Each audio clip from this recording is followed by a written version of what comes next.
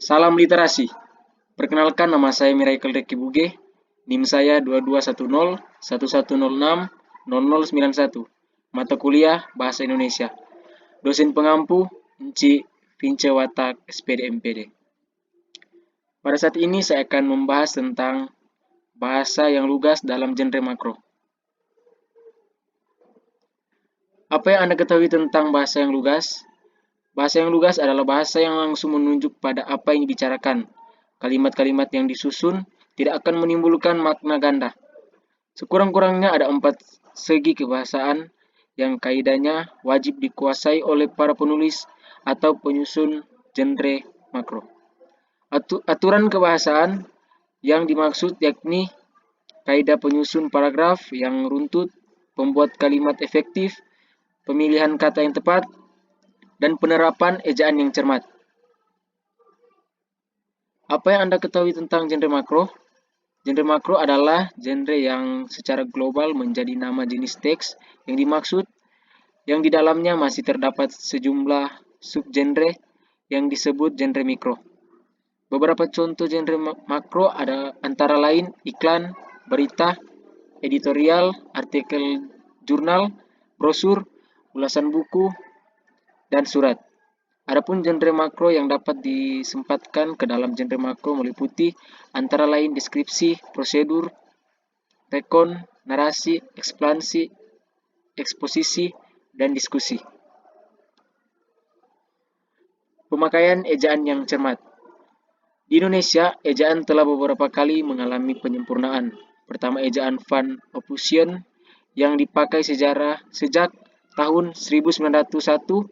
Kedua, ejaan Suwandi atau ejaan Republik yang dipakai sejak tahun 1947.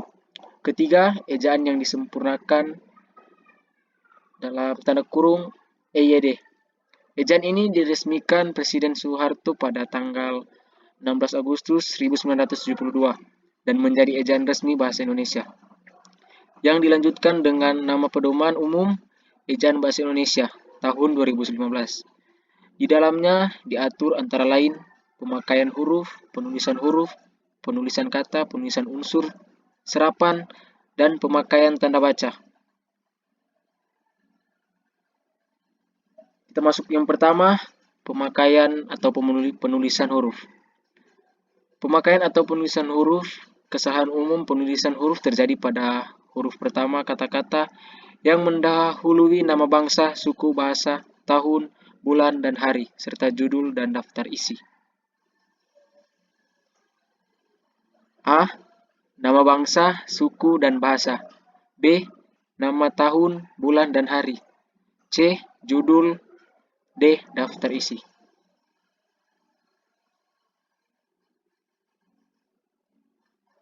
Dan yang kedua, penulisan kata.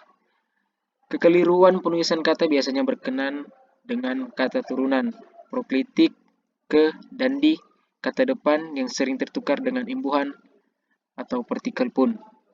A. Kata turunan. B. Proklitik ku dan kau. C.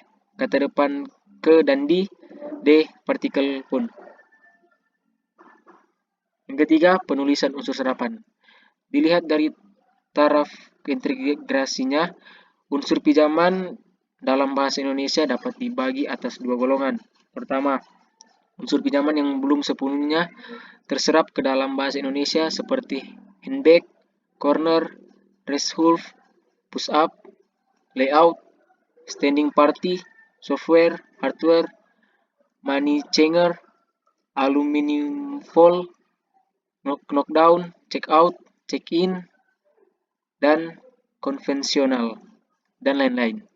Unsur-unsur tersebut sering dipakai dalam konteks berbahasa Indonesia dengan perafalan yang masih mengikuti cara asing. Unsur asing tersebut bila dituliskan dalam wacana berbahasa Indonesia menggunakan huruf miring atau garis bawah. Kedua, unsur pinjaman yang penulisan dan pengucapannya telah sesuai atau disesuaikan dengan kaidah bahasa Indonesia.